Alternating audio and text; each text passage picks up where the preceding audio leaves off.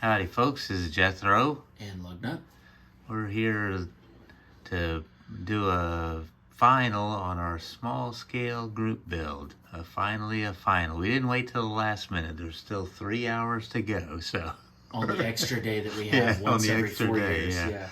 Luckily, lucky for leap year. But anyway, yeah, we're finishing up final assembly here just a little bit ago, and so yeah, we're cutting it close, but we got them done. So I did the 1960 Thunderbird, and old Lugnut did the 48 Ford 143rd scale 48 Ford. They're both AMT kits, which is a nice little bit of continuity that I forgot about. But yeah. This does actually, it says it on the corner of the flap and on the instruction manuals. It's not extremely loudly advertised as an AMT kit, but it was an AMT kit.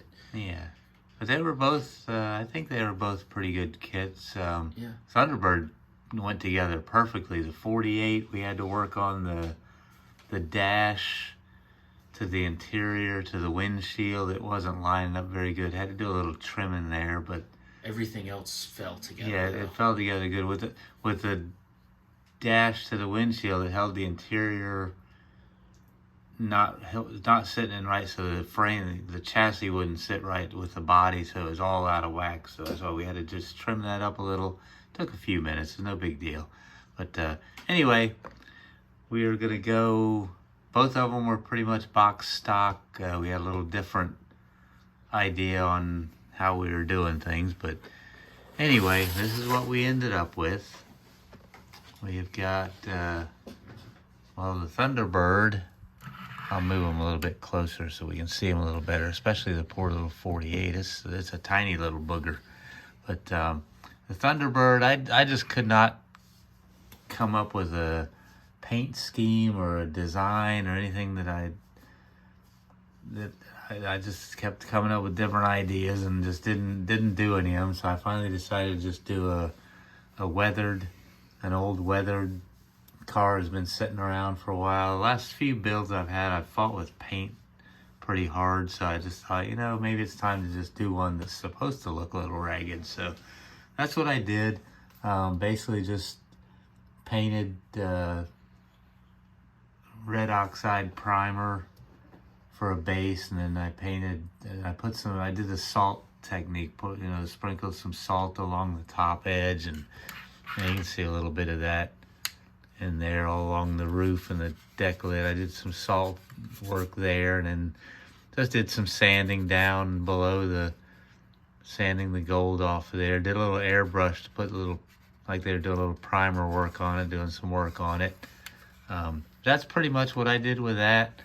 Pretty much, I did a little weathering on the chassis, a little bit of detailing, not a great deal, but had a good time. Yeah, I did. I fogged the windows out a little bit too, made them look like they've been sitting around for a while. So I did that just with a matte clear rattle can. I just misted across that. So that's how I did that. But pretty much, other than that, basically the paint work is all I did to it. Other than that, it's completely box stock, and that thing went together in like 5 minutes. I was done building that one. It just went together great. So had a good time with it. First of all, I failed to mention that I forgot to give credit to the ones that were the ideas behind this build and the ones that are hosting this build, which is Brian over at BG's Model Workshop, and then Sean at the Scale Model Car Guy channel. Appreciate you guys for putting this group build on and coming up with the ideas. A lot of fun working on these little kits. Just something that's a lot less parts count, and they're just a fun build to put them together. So appreciate you guys. I will put their information in the description below at the end of the video. So if you guys for some reason don't know these guys, I can't believe anybody that watches me doesn't know about them guys. But anyway, I will put their information in there. So that's it for the Thunderbird. I'll let old Lugnut talk about his 48 there. Well, there isn't a whole heck of a lot to talk about because it is as box stock gets, really. Like he said, the only thing we really had to do was a little bit of trim work and modifying to get the whole thing to fit together, because that was about it. I mean, the interior pan was one piece. The dash and steering wheel were separate, which the steering wheel slid into the dash and then the whole thing dropped in. And then there was the glass piece, and then everything clipped up into the body. The chassis snapped on underneath of it. You ran axles into wheels and tires, and then the bumpers and the grill were little separate pieces that just slid into place. So the axles were missing out of the kit. Yeah, the axles were missing. We had to use. This is going to be really hard to see, but yes, indeed. It's a brazing rod basically. It's a pretty close size to the metal axles that most models use. So I got a stick of that, and I've had a few models that were missing axles, and that really comes in handy. It helps to have a welding shop at work. Indeed. Sometimes, you know. But we just we ran. This was a rattle can paint color, but the can had lost its aerosol, so Dad drained it out of his out of the rattle can and put it into an airbrush, and we airbrushed it on there. And then I just used silver Sharpie and some masking tape for all the chrome lines, which, as you can see, are far from perfect. I may go in and doctor those up a little while later. I'm not 100% done with it. I got to do red on the taillights, and I forgot to get some craft paint and do the little rubber. They're black rubber type guards on the rear fenders there. Gravel guards. Yeah. So forgot to do those, but it's fine. I'll do my best to get those done tonight, so it is still technically within the month of February. But I really like the stock green color that these cars came in from factory back in the late 40s. The 46, 47, and 48 Fords had I believe it was called forest green or something to the effect of that. It was a really good looking color, so I knew from the start I wanted to do a green car. But I mean, that's it. It was very few pieces, and other than a little bit of fitment issues with the windshield, once we got that sorted, it quite literally could have fallen together.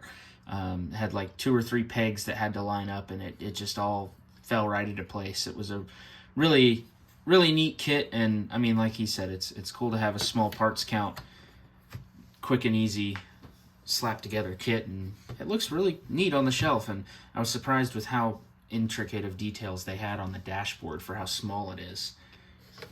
And yes, indeed, it does have a case, but I still have the instruction sheet in it, and the decal sheet that came and is ruined. Yes. So I did not use it. It didn't age well. No, it didn't. But had that actually have gone well, I might have flirted with the idea of making a race car out of it. But I think I'm gonna have to use a little bit of plastic polish, because I think there are some scratches and whatnot. But yeah, we've got a nice little display case came with the model. Look at that. That's pretty cool. But anyway, that kind of wraps up what we've got going on here. The next on the bench for me is the Mustang 60 build that I started on a while back, but I kind of put it on the back burner for some of the other stuff, the psychedelic 60s, and then this small scale, because we're not revealing those till April 17th or 15th, whatever it is that the Mustang was introduced. So that's the day for the reveal on those, on that group build. So I'm going to get back on that, doing the 66 Shelby GT350H on that one. So anyway, we've been babbling long enough. We're both tired and delirious, so we're sorry about that. Anyway, we're gonna go ahead and close it out from here. Hope y'all are doing good. Thank you guys, all of my subs and all you guys that watch and comment on my videos. Really appreciate that. And hope you guys are all doing well, and we will talk at you on the next video, whenever that is. So that's it from here. This is Jethro and Lugnut. over and out.